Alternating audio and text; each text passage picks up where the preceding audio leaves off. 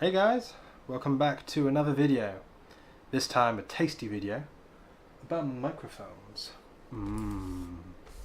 So we're going through a bit of an upgrade over here. We're getting some audio improvements. So here we go. This is going to be broken down into two parts, this video. First off, my stereo bar that I'm going to use for my new microphones, and then the microphones themselves. So let's take a look. Now you might have noticed Rode. The reason we're going down the Rode route is that, in my opinion, they make good value equipment. It's not cheap. This specifically isn't cheap, but it is reasonably priced compared to some of the competition when you look at microphones themselves. So, what have we got here? Now this is a stereo bar.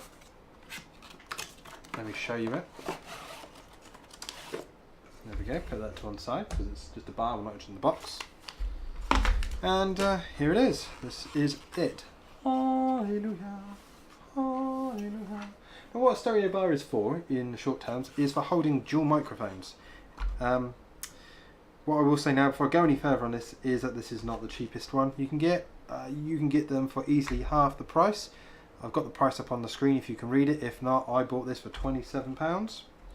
And I believe the cheapest I found one online for an equivalent was about 13. Maybe 15, but about £13 I found them for.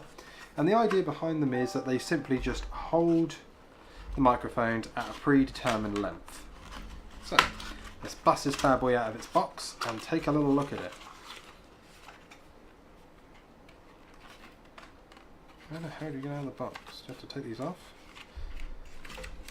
Well, there are two ways you can get out of the box. The neat way, or my way. There you go, it's out of the box now. There's the box. So there we go, so have a quick look at it. So as you can see that it's branded. It's quite nice because it goes on either way around. And it talks about the two main types of pickup pattern on the front. ORTF and X and Y. They work on similar principles, but it's to do with which direction the microphone face to get the stereo pickup. So we'll talk about that more in a second. Now, what we've got underneath here is we've got the mount for it. So you mount it onto your standard boom arm or microphone stand, depending on how you're using it.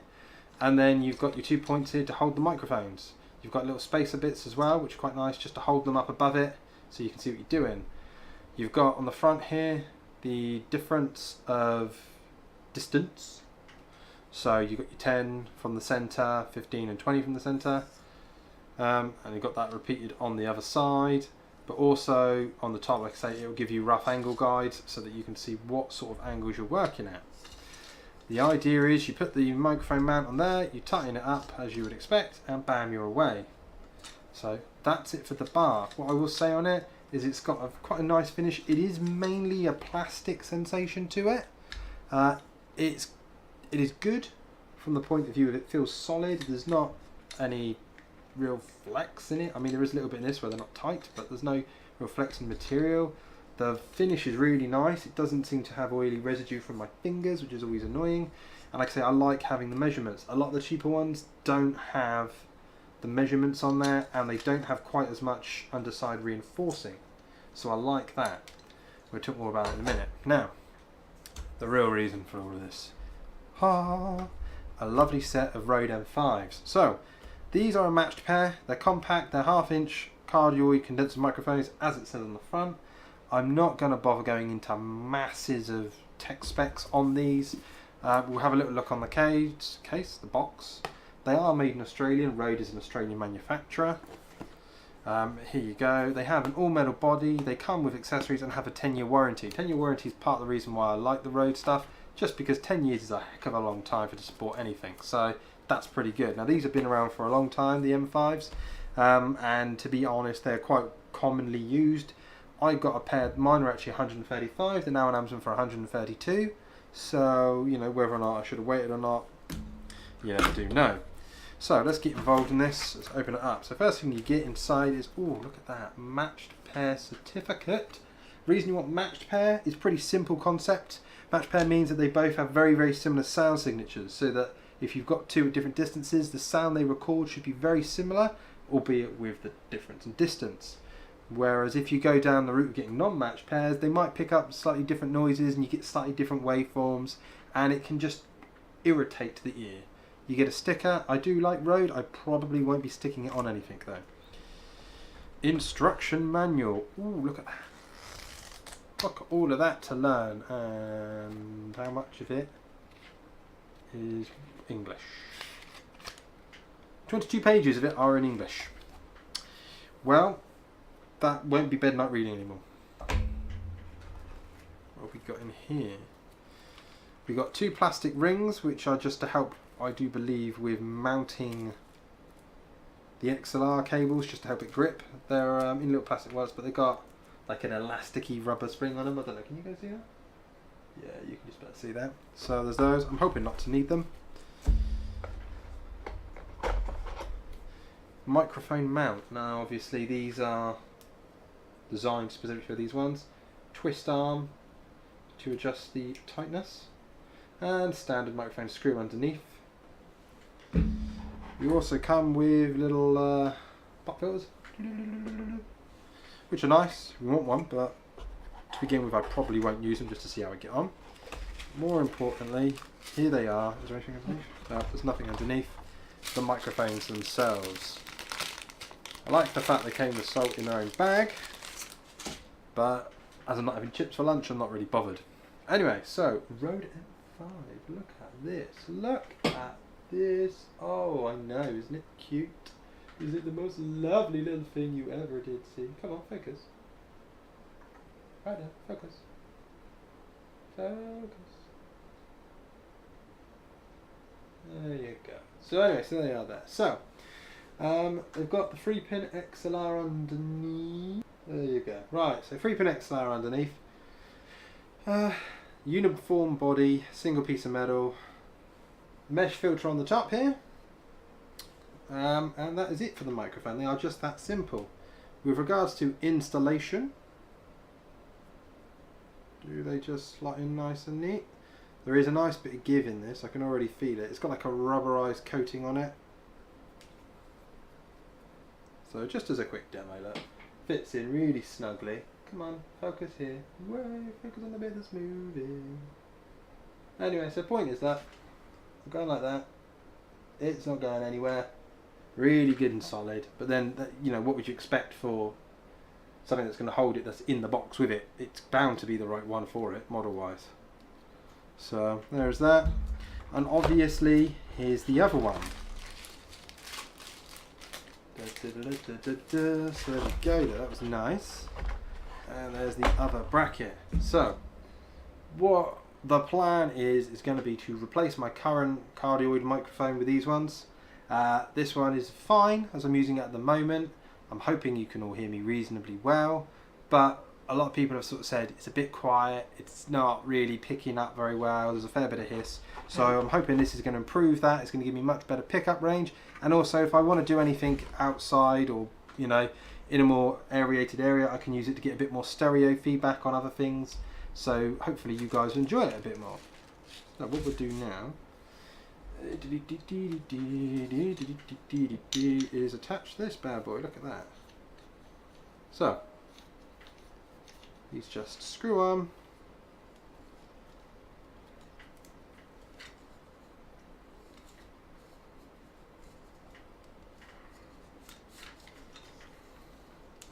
Line it up the way you want it, ish.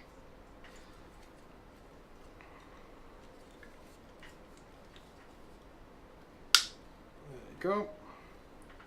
Obviously you can adjust this at a later date. I will adjust this at a later date to be slightly better. Let me know if you guys would be interested in a video of some of the different sort of pickup patterns and locations I can put this in. I know that there's only sort of 20-ish centimeters of difference between each point, but nevertheless 20 centimeters will make quite a lot.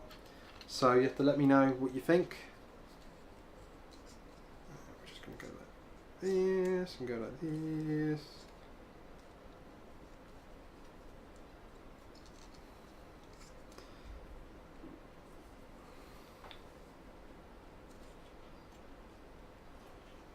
And then pop the microphones back in. Just realised I'm doing all of this off camera so you can't see. Isn't that nice? Nice. Crikey, there's a lot. There we go. There's a lot of friction on that, I was going to say. So anyway, point you down, something like that. So there's a couple of different pickup patterns that I will be trying out just to see which one works best in the situation. Quite often people use X and Y, which is where you effectively have the microphones sort of touching, kind of like that. And the idea is that that then gives you nice stereo pickup. For now, I'm not going to bother with that one just because for the purposes of this video, I don't really think it's necessary. So rather than waste all of your time, I will just show you them. There we go, like that. Key thing is obviously is trying to keep it equal. So as you can now see, look, we've got the two microphones mounted. They're not exactly level. There you go, that's a bit better. But they're both pretty dang it close. This one actually just comes this way a bit. There you go. So they're both pretty dang it close, and what I'll do is I'll have the XLR cables into the back. They'll go into the mixer desk, and yeah, and that'll be it. So I guess now is time to mount it. So I will click my fingers and make some magic happen. And as if by magic, we are on the new microphones. I've still got some work to do on these, so bear with me, but I will just quickly show you them. So,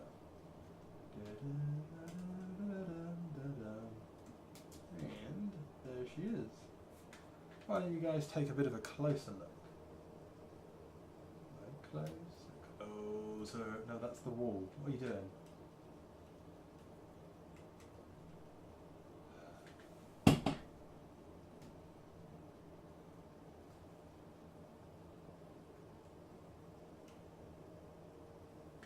Okay, so there you go, there's the two microphones there. Technically you've got your left and your right, and ow, just knocked that one, didn't mean to do that. Now these have got a much more focused pickup pattern, which means that basically they don't extend very wide. So as I move over here, you should probably find my voice moves quite a lot towards the sort of left, and you're moving it and losing it a bit. And the same as I go this way, you should hear the sound is moving a bit.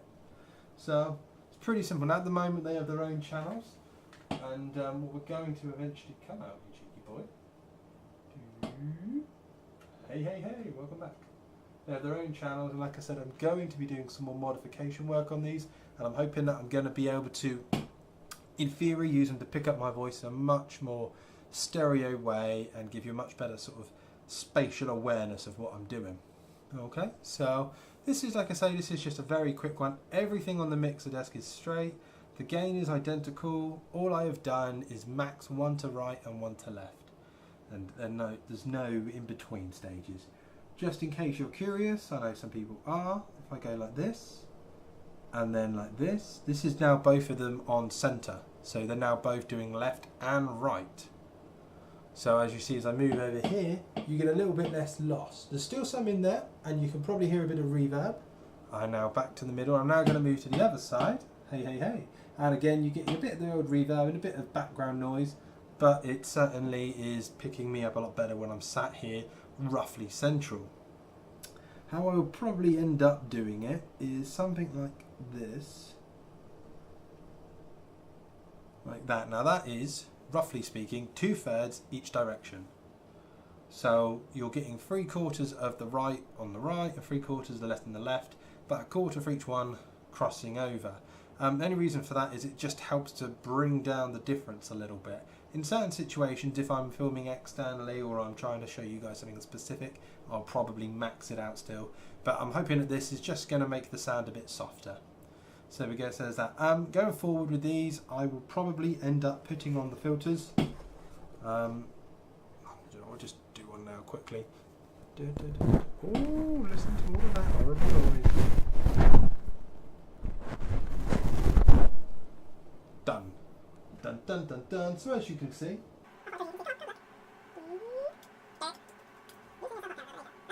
clearly looks good, looks lovely.